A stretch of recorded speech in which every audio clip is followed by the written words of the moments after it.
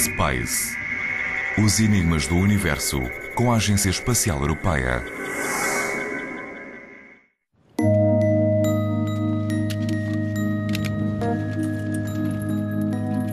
Uma barreira à entrada de uma zona pantanosa. É um dos locais de trabalho do Observatório das Zonas Úmidas Mediterrânicas de La Tour du Valat, em plena Camargue, no sul de França. Os investigadores construíram sólidos postos de observação para não perturbar os habitantes do lugar. Todas as espécies de pássaros que encontram aqui um ambiente de paz e uma abundante fonte de alimento.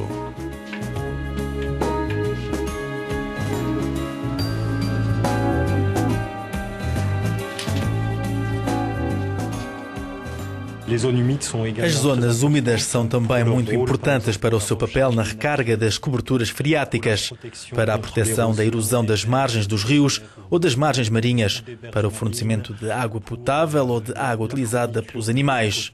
Por isso, as zonas úmidas preenchem um papel essencial no ciclo da água, e a água é a vida. Todos têm necessidade de água. Aproveitando as condições naturais específicas desta planície úmida formada pelo delta do Rhône, o Observatório de Tour du Valat instalou-se em Camargue há mais de 60 anos. Os seus programas de investigação visam conciliar as atividades humanas e a proteção do património natural. Harmonizar a ação do homem com a natureza continua a não ser fácil, porque os interesses económicos em jogo fazem frequentemente uma resistência de força. Para que possamos ser credíveis a nível do terreno, apoiámo-nos numa rede de organizações não governamentais, de associações e de peritos que podem fornecer-nos dados de terreno bastante fiáveis. Tentamos comunicar com uma linguagem compreensível, fazendo a conversão entre a ciência e a política, de modo que as pessoas compreendam na sua agenda política o interesse de quem tem protegido as zonas úmidas. Essa é a grande dificuldade do Observatório, passar do científico ao político. Esta osmose acontece na pequena cidade suíça de Glande, sobre o lago de Genebra, graças a uma organização internacional, a Convenção Ramsar para as Zonas Úmidas. Para trás, nos anos 60, um número de pessoas tornou-se cada vez mais interessado pela acelerada destruição dos pantanais, provocada pelo crescimento económico, para a agricultura de regadio, para o desenvolvimento industrial e urbano. E eles sentiram que havia uma necessidade de levar junto dos governos, de uma forma concertada, essa preocupação. E trabalharam com os governos para criar o que é a primeira geração dos Tratados Ambientais Globais, a Convenção de Ramsar sobre as Zonas Úmidas, assinada em 1971.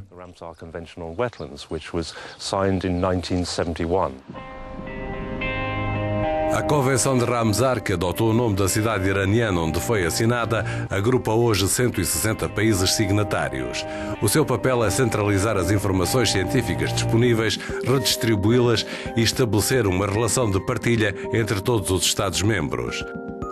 É necessário ter visualizações de conjunto e, neste domínio, as imagens vindas do espaço resolvem os constrangimentos do terreno ou as dificuldades ligadas às catástrofes, como foi o caso do tsunami de 2005, onde os satélites puderam mostrar toda a sua eficácia.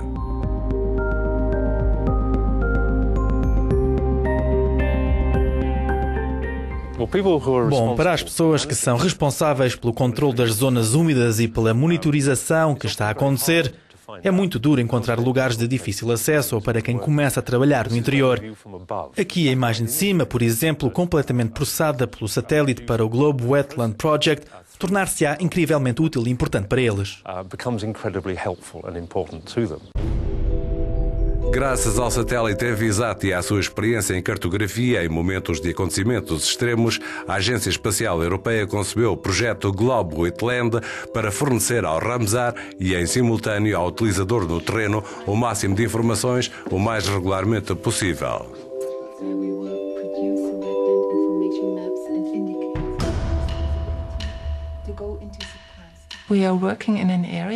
Nós estamos a trabalhar num corredor de 100 km de largura em volta do mar Mediterrâneo, mas por enquanto apenas na África do Norte e no Médio Oriente.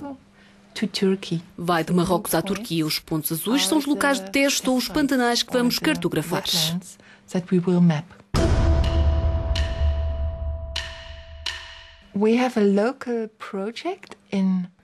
Temos um projeto na Jordânia, o Pantanal Azraq, reportado pelo Ramsar. A posição do Pantanal é aqui, está sob pressões específicas.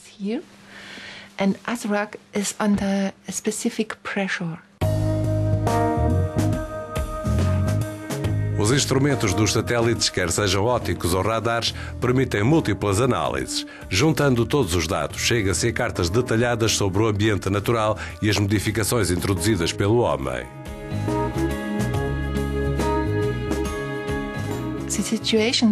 A situação que encontramos no início dos anos 90 era a do Pantanal mais ou menos desaparecido. O ambiente para os animais e para as plantas tinha sido completamente destruído. Por isso, o que as pessoas no local gostariam de fazer era reconstruir o Pantanal. O trabalho não está concluído, mas os primeiros resultados são já visíveis. As nossas imagens serão importantes para eles terem uma informação sobre a situação que nós fomos tendo ao longo de 30 anos e será a base do planeamento da reconstrução. Uma constelação inteira de satélites de observação orbitua continuamente em redor da Terra, transmitindo incessantemente dados que tornar-se-ão fotografias ou mapas após tratamento.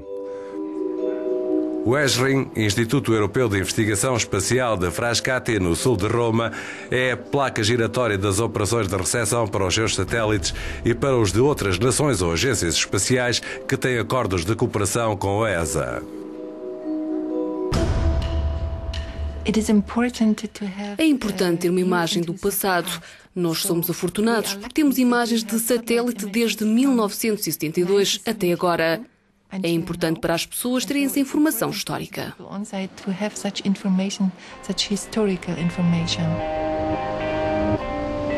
O banco de imagens constituído no ESRIM desde 1972 permite efetuar uma cartografia cronológica que vai identificar as causas que provocam as mudanças a que o meio tem estado sujeito.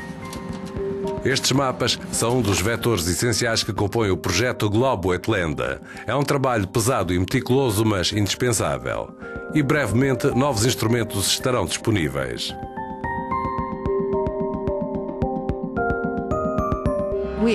Estamos realmente felizes por termos no futuro um arquivo novo de sentinelas. A vantagem das sentinelas é a elevada taxa de processamento, sempre em absoluta disponibilidade de dados e uma muito melhor definição dos dados que aqueles que usamos agora.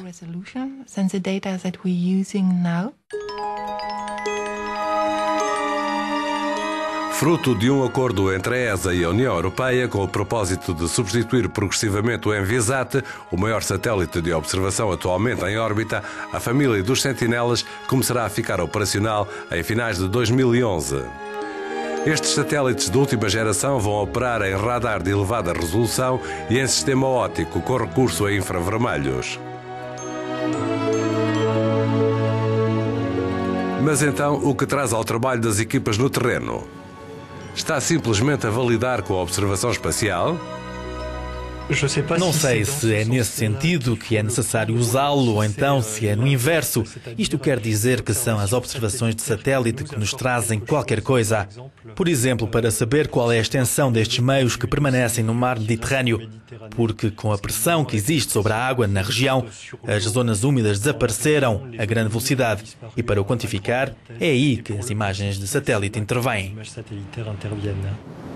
No observatório de La Tour du Vala, todos os habitantes dos pântanos e os próprios pântanos são objeto de um acompanhamento.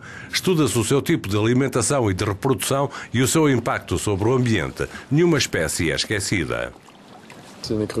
É um lagostim que foi introduzido pelo homem e que é de origem americana desde os anos 70, que adquiriu grande presença em toda a Europa.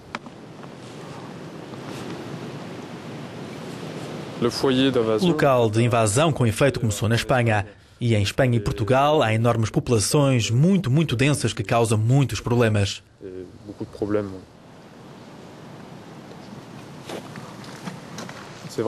É verdade que os estragos refletem sobre os trabalhos de irrigação e, nomeadamente nas culturas do arroz, pensa-se que tem um certo impacto subterrâneo.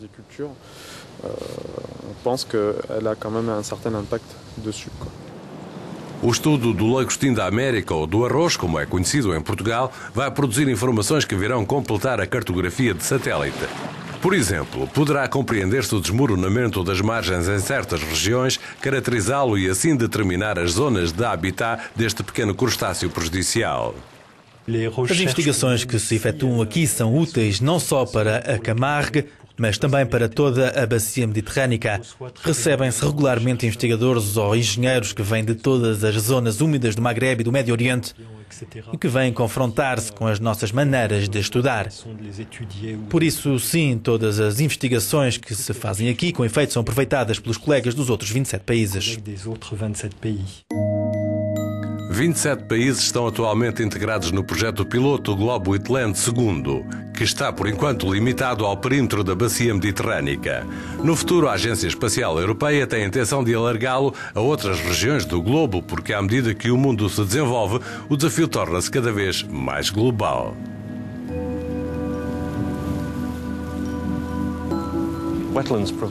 Os pantanais fornecem uma riqueza enorme de recursos e valor às pessoas.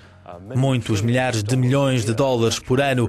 A infraestrutura natural para a nossa água, para todas as diferentes finalidades que a usamos.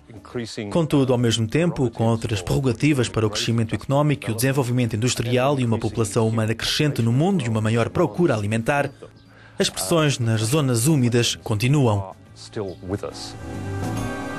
A todas estas pressões vem juntar-se o desafio essencial das próximas décadas.